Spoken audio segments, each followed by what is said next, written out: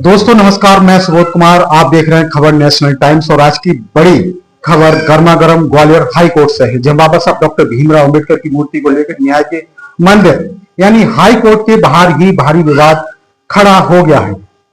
मध्य प्रदेश की सियासत हो, सामाजिक आंदोलन या अब वकालत की दुनिया, हर कोई इस मुद्दे पर बटा हुआ है। दिख रहा है वकील सड़कों पर है, बहुजन संगठनों में गुस्सा है और प्रशासन पर सवालों की बौछार हो रही है। तो आइए शुरू से जानते हैं कि ग्वालियर हाई कोर्ट में बाबा साहब की मूर्ति का मामला आखिर क्या है। ग्वालियर हाई कोर्ट जहां देश की न्याय व्यवस्था की एक बड़ी शाखा बैठती है, यहीं पर हाल ही में एक याचिका दाखिल की गई थी कि परिसर में संविधान निर्माता बाबा साहब डॉक्टर भीमराव अंबेडकर की प्रतिमा स्थापित की जाए। याचिकाकर्ता का तर्क था कि बाबा साहब न सिर्फ संविधान निर्माता थे बल्कि भारतीय न्याय व्यवस्था की आत्मा है। उन्हें श्रद्धांजलि देने का सबसे बड़ा स्थान अदालत ही हो सकती है। लेकिन बात यही नहीं रुकी। कोर्ट की बेंच ने इस याचिका पर टिप्पणी करते हुए कुछ सवाल उठाए और यहीं से मामला गर्म हो गया। कई बहुजन संगठनों ने आरोप लगाया कि मूर्ति स्थापना की मांग को सुनने की बजाय कोर्ट ने गैर जरूरी टिप्पणियां भी की। ये टिप्पणियां क्या थी वो आपको हम एक एक करके बताएंगे। यहीं से शुरू हुआ इस गुस्से का लावा। पहले बहुजन संगठनों ने ग्वालियर में प्रेस कॉन्फ्रेंस की, फिर भीम आर्मी, बौद्ध महासभा और अंबेडकरवादी वकील संघ सहित संगठनों ने मोर्चा खोल दिया। हजारों की संख्या में लोग ग्वालियर पहुंचे और हाईकोर्ट परिसर के बाहर धरना देने लगे। वकील भी अपने काले कोटों में आकर सड़कों पर उतर आए।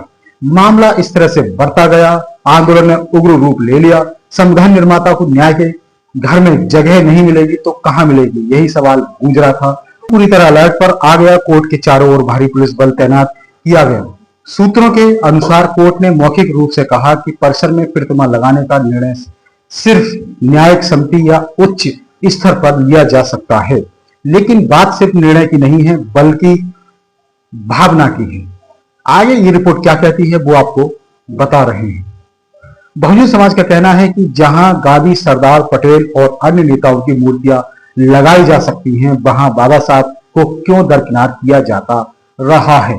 अब इस पूरे आंदोलन में एक नई बात सामने आई है, जब ग्वालियर के दलित और प्रगतिशील वकीलों ने खुद कोर्ट परिसर में बाबा साहब की प्रतिमा स्थापित करने की घोषणा कर दी।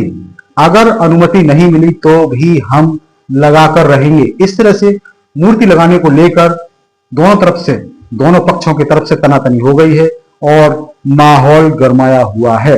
यह बयान वकील संघ के एक वरिष्ठ सदस्य का है और इसने पूरे प्रदेश में नई बहस को जन्म दे दिया है। कुछ वकीलों ने यहां तक कह दिया है कि अगर बाबा साहब को कोर्ट परिसर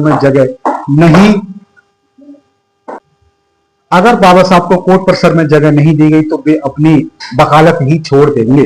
मायावती, चंद्रशेखर आजाद, रावण और कई अन्य दलित नेताओं ने इस मुद्दे पर तीखी प्रतिक्रिया दी है। बसपा सुप्रीमो मायावती ने कहा कि जिस कोर्ट का आधार ही संविधान है, वहां बाबा साहब की प्रतिमा का विरोध ये शर्मनाक है। भीम आर्मी प्रमुख चंद्रशेखर आजाद ने कहा कि अगर मूर्ति नहीं लगाई गई तो आंदोलन और तेज होगा। इस खबर को बात की जाए तो ये अब रूप ले रही है। बीजेपी और कांग्रेस दोनों पर भी निशाना साधा जा रहा है कि दोनों पार्टियां सिर्फ चुनावों में दलित की बात करती हैं पर जमीनी सम्मान देने से कतराती हैं। ग्वालियर की सड़कों पर हमने बात की है। आम जनता से कुछ का कहना था कि बाबा साहब तो हर भारतीय के हैं, मूर्ति लगाने पर इतना बवाल आखिर क्यों है। वहीं कहीं बुद्धिजीवियों का भी मानना है कि यह सिर्फ मूर्ति लगाने का मामला नहीं है बल्कि दलित समाज के आत्मसम्मान का मुद्दा है। अब हम डाल रहे हैं कि आखिर सवाल क्या है, कौन से इस जो मामला है इस पर सवाल उठ रहे हैं और वकील क्या कह रहे हैं। अब सवाल यह है कि आगे क्या है। बहुजन संगठनों ने ऐलान कर दिया है कि अगर जल्द कोई समाधान नहीं निकला तो मध्य प्रदेश बंद की घोषणा की जा सकती है। वकीलों ने चेतावनी दी कि अदालतों का बहिष्कार किया जाएगा। साथ ही देश भर के वकील और बुद्धिजीवी इस मुद्दे पर एकजुट होने लगे हैं। तो दोस्तों, ग्वालियर हाईकोर्ट से उठी ये चिंगारी अब एक राष्ट्रीय मुद्दा बन चुकी है। क्या बाबा साहब की प्रतिमा लगेगी या नहीं, क्या न्याय के मंदिर में संविधान निर्माता का सम्मान होगा या फिर ये भी राजनीति की भेंट चढ़ जाएगा? आखिर संविधान निर्माता के द्वारा जो मिले हक और अधिकार हैं उनको कब तक इसी तरह दबाकर रखा जाएगा? आपकी क्या राय है हमें कमेंट में जरूर बताएं। अगर आपने अब तक चैनल सब्सक्राइब नहीं किया है तो जरूर कीजिए और बेल आइकन दबाइए ताकि ऐसे ही जन सरोकार वाले मुद्दों की सच्ची खबर आप तक सबसे पहले पहुंचे। तो मैं सुबोध कुमार, फिर मिलते हैं अगले एपिसोड में। तब तक के लिए धन्यवाद, नमस्कार, जय भीम, जय संविधान, जय भारत।